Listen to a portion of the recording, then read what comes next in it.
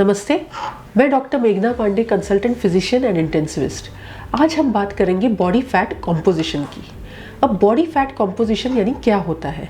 तो body fat composition यानी आपका जो वज़न है उसका कितना प्रतिशत वज़न फैट या चर्बी की वजह से होता है। अब बॉडी फैट कॉम्पोजिशन और वेट, इसमें क्या फ़र्क है? तो वेट जब आप नापते हैं तो उसमें कई सारे कंपोनेंट्स होते हैं, जैसे आपका वेट फैट की वजह से कितना है, मसल मास की वजह से कितना है, फ्लूइड वेट कितना है, आपके बोन्स का वेट कितना है। हाँ, तो आप हेल्दी ज़्यादा तब कहलाते हो जब आपका मसल मास का जो वेट है वो ज़्यादा हो और फैट की वजह से जो वेट है वो कम हो। इसीलिए ये जानना बहुत ज़रूरी है कि आपका बॉडी फैट कॉम्पोजिशन कितना है, यानी आपके वज़न में से कितना प्रतिशत वज़न आपका बॉडी में जमा हुए फैट या चर्बी की वजह से होता है। अब ये कैसे नापते हैं? तो इसके लिए अलग मशीन्स होते हैं जो आजकल काफ़ी सामान्य रूप से काफ़ी सारे क्लिनिक्स में मौजूद होते हैं, जहाँ पर आप जाके आपका बॉडी फैट कॉम्पोजिशन एनालिसिस कर सकते हैं। अब ये जो बॉडी फैट होता है वो दरअसल दो टाइप का होता है।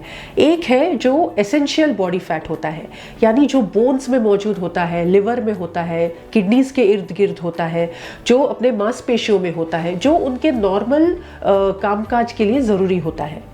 दूसरा टाइप का जो फैट होता है उसे हम स्टोरेज फैट या एडिपोज टिश्यू कहते हैं, जो कि अपना जो एनर्जी सोर्स है उसके तौर पर इस्तेमाल होता है, यानी जब आपको ज़्यादा एनर्जी की ज़रूरत पड़ती है तो फैट यहाँ से मोबिलाइज होता है और उसका यूज़ होता है। तो इसे जो कहते हैं स्टोरेज फैट या एडिपोज फैट, ये अगर ज़्यादा जम जाए शरीर में तो उसकी वजह से कई बीमारियां आपको हो सकती हैं, जैसे कि हार्ट अटैक का रिस्क बढ़ जाता है, स्ट्रोक का रिस्क बढ़ जाता है, डायबिटीज़, ओबेसिटी, इन सब बीमारियों से आप ग्रस्त हो सकते हैं। तो what is the normal body fat composition, यानी नॉर्मली ये बॉडी फैट कितना परसेंटेज होना चाहिए? According to the American Journal of Clinical Nutrition, महिलाओं में इसकी मात्रा 21 से 32% होनी चाहिए और पुरुषों में जो पुरुष जिनकी उम्र 40 से कम है उनमें 8 से 9% और 40 की उम्र के बाद 11 से 21% नॉर्मली होनी चाहिए। अब अगर आपका बॉडी फैट अगर इस परसेंटेज से ज़्यादा है तो आप उसे कैसे घटा सकते हैं? तो इसमें दो फैक्टर्स हैं, एक तो है डाइट और दूसरा है एक्सरसाइज। तो डाइट में ऑब्वियसली आपको जो प्रोसेस्ड फूड है, जो जंक फूड है, जैसे पिज़्ज़ा हो गया, बर्गर्स हो गया, पास्ता, ये सब आपको अवॉइड करना है। बटर है उसको अवॉइड करना है। आप हेल्दी ऑयल्स यूज़ कर सकते हैं, जैसे olive oil, rice bran oil या सनफ्लावर ऑयल का उपयोग कर सकते हैं। एक्सरसाइज, अब एक्सरसाइज में सबसे इफेक्टिव है जैसे cardio, 30 minutes of cardio every day. अब कार्डियो में कौन से एक्सरसाइजेज शामिल है? जैसे रनिंग है, जॉगिंग है, साइकिलिंग है, स्विमिंग है, जुम्बा है, ये सब एक्सरसाइजेज आप कर सकते हैं।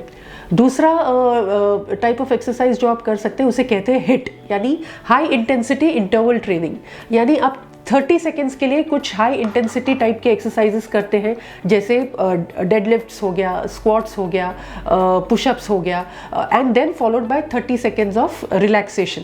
तो आप हिट ट्रेनिंग कर सकते हैं, वेट ट्रेनिंग कर सकते हैं, एब्डोमिनल एक्सरसाइजेस कर सकते हैं, जैसे एब्डोमिनल क्रंचेस है, 60 सेकेंड्स प्लैंक्स है, माउंटेन क्लाइंबिंग है। तो इस प्रकार के एक्सरसाइजेस आप करके आपका बॉडी फैट परसेंटेज कम करने की कोशिश कर सकते हैं। सिर्फ और सिर्फ एक्सरसाइज करते वक्त ये याद रखना ज़रूरी है कि आप आपके एक्सरसाइज की लेवल, यानी एक्सरसाइज की फ्रीक्वेंसी, एक्सरसाइज की इंटेंसिटी, ये धीरे धीरे करके और प्रोफेशनल हेल्प के साथ बढ़ाएं।